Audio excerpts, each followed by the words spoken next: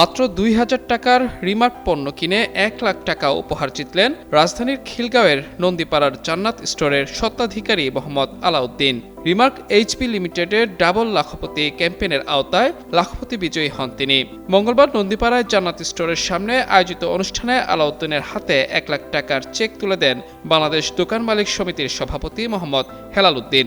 এ সময় রিমার্কের national sales director Kamal Hossain সহ ঊর্ধ্বতন কর্মকর্তারা উপস্থিত ছিলেন। লাখ টাকা উপহার পেয়ে আনন্দ প্রকাশ করে আলাউদ্দিন বলেন, এ ধরনের উদ্যোগ ব্যবসায়ীদের সঙ্গে রিমার্কের সম্পর্ক আরও শক্তিশালী করবে।